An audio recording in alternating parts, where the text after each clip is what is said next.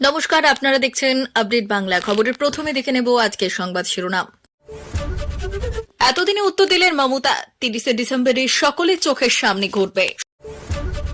শুভেন্দু দিলীপ নাকি নতুন মুখ, বিজেপি রাজ্য সভাপতিকে মুখ খুললেন সুকান্ত। শুভেন্দু নিরাপত্তার দায়িত্ব কেন্দ্রের সতর্কবার্তা নিয়ে পাল্টা তৃণমূলের। কংগ্রেসকে 24 ঘন্টা সময় দিলেন মুখ্যমন্ত্রী, এই নেতাকে সরিয়ে না দিলে ইন্ডিয়া জোট থেকে আউট।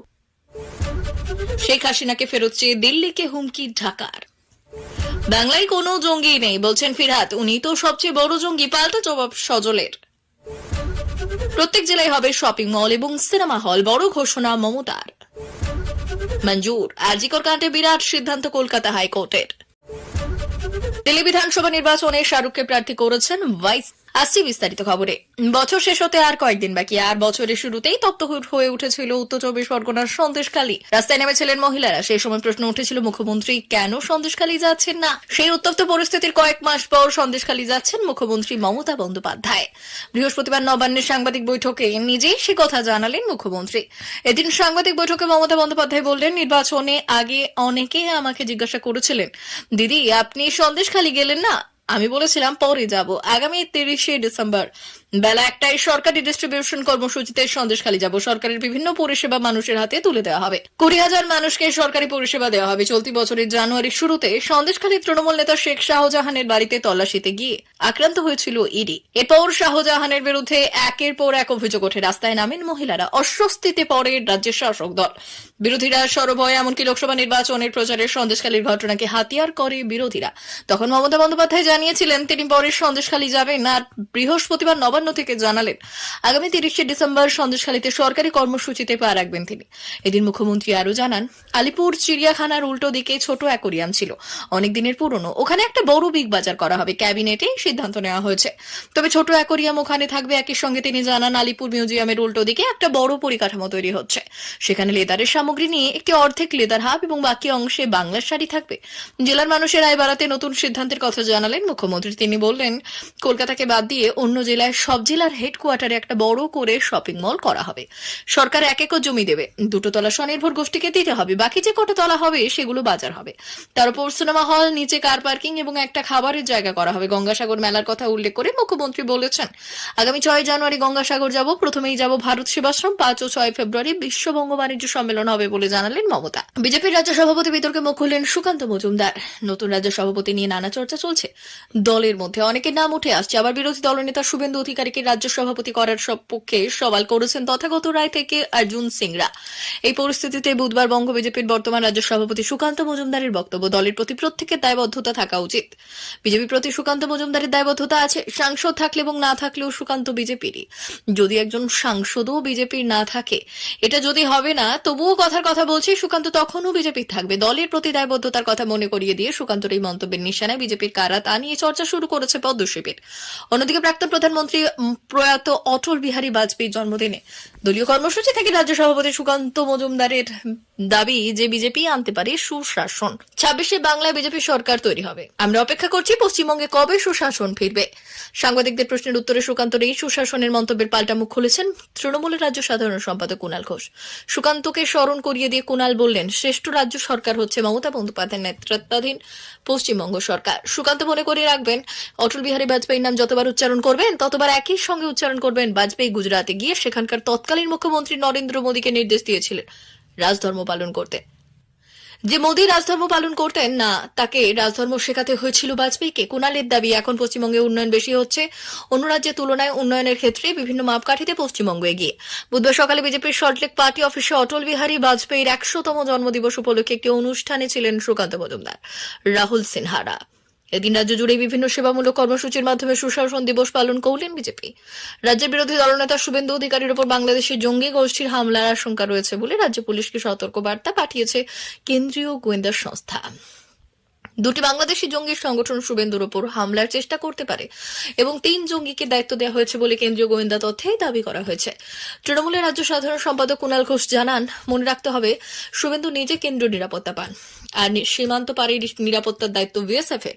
অন্যদিকে জঙ্গি সক্রিয়তার বার্তা দেয় সতর্ক করে কেন্দ্রের আইবি।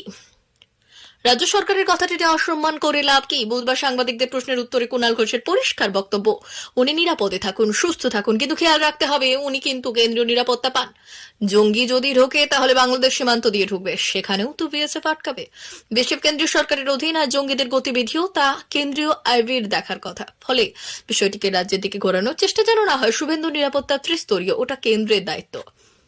উল্লেখ্য, রাজ্যের বিরোধী দলনেতা জেড ক্যাটাগরি নিরাপত্তা পান, তার নিরাপত্তার দায়িত্বে রয়েছে সিআরপিএফ। এদিকে বাংলায় জঙ্গি ঢোকা নিয়ে কেন্দ্রীয় সরকারের উপরই দায় চাপিয়েছেন তৃণমূল বিধায়ক শওকত মোল্লা। শুভেন্দুকে নিশানা করে শওকতের বক্তব্য, বাংলায় অনেকগুলি মির্জাফর এসেছিল, সেই মির্জাফরেরা কেউ অপঘাতে মরেছে, কেউ জেলে পচে মরেছে, আগামী দিনে ওইভাবে ওকে চলে যেতে হবে। তৃণমূল নেতা কুণাল ঘোষ অবশ্য বললেন, আমরা সুস্থতা চাই, কারো অপঘাতে মৃত্যুর সমর্থন করি না, আমরা রাজনৈতিক বিরোধী ওর দলবদলের সমালোচনা করব, কিন্তু এসব কখনো বলবো না। এদিকে জঙ্গি ইস্যুতে ঘোলা জলে মাছ ধরতে নেমে পড়েছেন বিজেপি নেতা তথা প্রাক্তন সাংসদ অর্জুন সিং। শুভেন্দুর উপর হামলা হতে পারে বলে আশঙ্কা প্রকাশ করেছেন প্রাক্তন সাংসদ। দিল্লির মুখ্যমন্ত্রী আতিশি বলেছেন, কংগ্রেসের পদক্ষেপ এটা স্পষ্ট করে যে দিল্লি নির্বাচনের জন্য দল বিজেপির সাথে কিছু ব্যবস্থা করেছে। গতকাল কংগ্রেসের সিনিয়র নেতা অজয় মাকেন বলেছিলেন যে অরবিন্দ কেজরিওয়াল দেশ বিরোধী। আমি কংগ্রেস দলকে জিজ্ঞাসা করতে চাই যে তারা কখনো বিজেপির কোন নেতার বিরুদ্ধে একই অভিযোগ তুলেছে কিনা, কিন্তু আজ অরবিন্দ কেজরিওয়ালকে দেশ বিরোধী বলে অভিযুক্ত করছে কংগ্রেস। কংগ্রেস গতকাল আমার এবং অরবিন্দ কেজরিওয়ালের বিরুদ্ধে এফআইআর দায়ের করেছে। কেন? কংগ্রেস কি কখনো কোনো বিজেপি নেতার বিরুদ্ধে কোনো এফআইআর দায়ের করেছে? আমরা বিশ্বাসযোগ্য সূত্রের মাধ্যমে জানতে পেরেছি যে কংগ্রেস প্রার্থীদের নির্বাচনী খরচ বিজেপি থেকে আসছে, কংগ্রেস প্রার্থীদের অর্থায়ন করছে বিজেপি। আমরা শুনেছি সন্দীপ দীক্ষিত বিজেপির অর্থায়ন করছে। কংগ্রেস যদি মনে করে আমরা দেশ বিরোধী, তাহলে তারা কেন আমাদের সঙ্গে জোট করে লোকসভা নির্বাচনে লড়লো?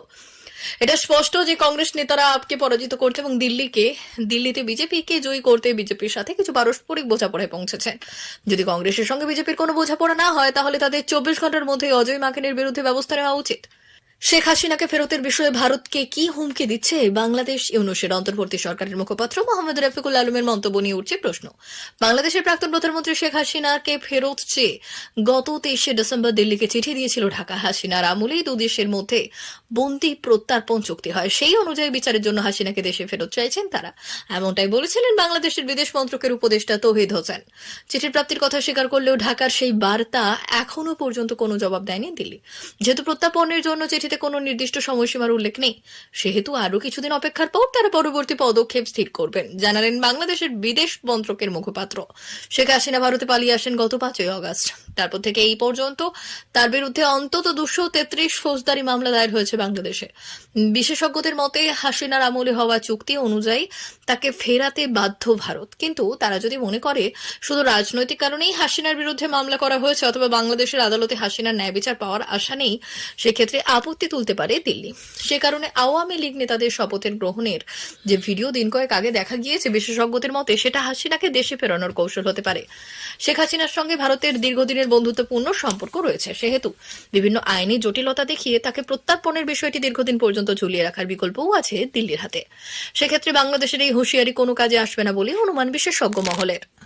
পশ্চিমবঙ্গে কোনো জঙ্গি নেই, কেন্দ্রীয় সংস্থাগুলো ইচ্ছে করে কেস সাজাচ্ছে, এমনই গুরুতর অভিযোগ তুললেন ফিরহাদ হাকিম। এদিকে বাংলাদেশের পরিস্থিতি যতই অশান্ত হচ্ছে, মৌলবাদী কট্টরপন্থীদের দাপট ততই বাড়ছে, ততই পশ্চিমবঙ্গের নিরাপত্তা নিয়ে উদ্বেগ বাড়ছে।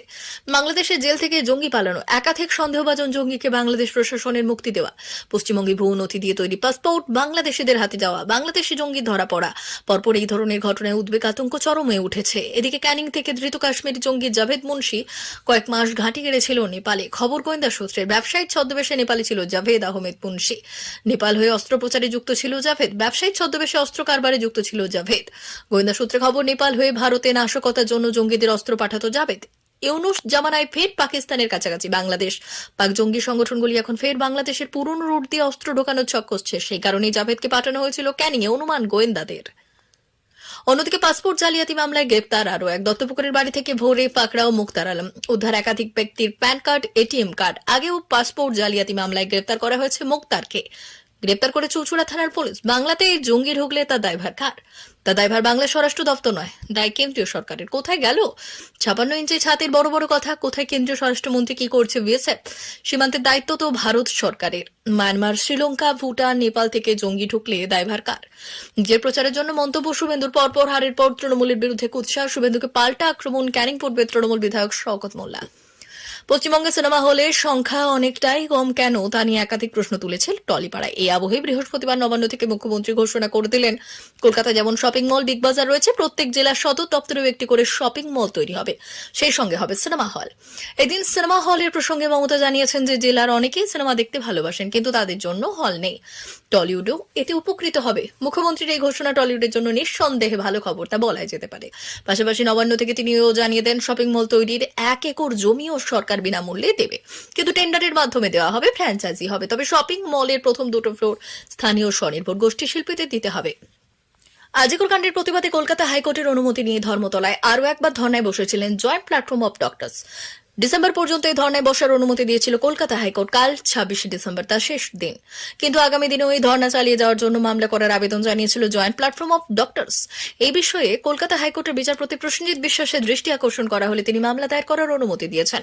ইতিমধ্যে শুরু হয়ে গিয়েছে মামলা করার যাবতীয় প্রক্রিয়া। প্রসঙ্গত, আজিকর কাণ্ডে 90 দিন পেরিয়ে যাওয়ার পরও এখনো পর্যন্ত চার্জশিট জমা দিতে পারেনি সিবিআই, যার ফলে এই মামলার অন্যতম মূল 2 অভিযুক্ত আজিকর কলেজের প্রাক্তন অধ্যক্ষ সন্দীপ ঘোষ এবং টালা থানার প্রাক্তন ওসি অভিজিৎ মণ্ডলকে জামিন দিয়েছে আদালত। এরই মধ্যে প্রকাশ্যে এসেছে সেন্ট্রাল ফরেন্সিক সায়েন্স ল্যাবের 12 পাতার রিপোর্ট। ওই রিপোর্টে উঠে এসেছে বেশ কিছু গুরুত্বপূর্ণ তথ্য। সেমিনার হলের যে ম্যাট্রেসের ওপর থেকে তিলোত্তমা দেহ পাওয়া গিয়েছিল, সেখানে ধস্তাধস্তির কোনো চিহ্ন পাওয়া যায়নি। পসিবল স্ট্রাগল যেখানে হওয়ার কথা ছিল, সেখানে কোনো তথ্য প্রমাণ মেলেনি বলেই দাবি করা হচ্ছে। শুধু তাই নয়, এই সেমিনার হল সংলগ্ন এলাকাতেও কোনো ধস্তাধস্তির প্রমাণ পাওয়া যায়নি। আর তাতেই প্রশ্ন উঠছে, তাহলে কি বদলে ফেলা হয়েছিল ক্রাইম সিন? সিএফএসএল এর রিপোর্ট প্রকাশ্যে আসার পর থেকে এবার সেই প্রশ্নই নতুন করে মাথাচাড়া দিচ্ছে। আসন্ন দিল্লি বিধানসভা নির্বাচনে কি দিল্লি দাঙ্গায় অভিযুক্তদের প্রার্থী করতে চলেছে আসাউদ্দিন ওয়াইসির দল? এমন জল্পনার কথা এখন ঘোরাফেরা করছে দিল্লির রাজনৈতিক মহলে। এআইএমআইএম এর দিল্লি শাখার সভাপতি শোয়েব জামিন সংবাদ সংস্থাকে উদ্ধৃত করে জানিয়েছেন, দল নামের তালিকা নিয়ে ভাবনা চিন্তা করছে, তবে এখনো কোনো চূড়ান্ত সিদ্ধান্ত নেওয়া হয়নি। আগামী বছরের গোড়াতেই 70 সদস্যের দিল্লি বিধানসভা ভোট। আসাউদ্দিন ওয়াইসির দল অল ইন্ডিয়া মজলিস ও ইত্তেহাদুল মুসলিম এআইএমআইএম দিল্লি নির্বাচনে 12টি আসনে প্রতিদ্বন্দ্বিতা বলে খবর। সম্প্রতি ওয়াইসির দল মুস্তাফা আদেব কেন্দ্র থেকে 2020 সালের দাঙ্গায় অভিযুক্ত তাহির হোসেনকে প্রার্থী করার পরে শাহরুখ পাঠানকে নিয়েও জল্পনা ছড়ায় রাজধানীতে। এদিকে আম আদমি পার্টির সুপ্রিমো অরবিন্দ কেজরিওয়াল দিল্লিতে কংগ্রেসের সঙ্গে জোটের সম্ভাবনা খারিজ করে দিয়েছে। ফলে দিল্লি নির্বাচনে এবার ত্রিমুখী লড়াই হতে চলেছে আপ কংগ্রেস বিজেপির মধ্যে।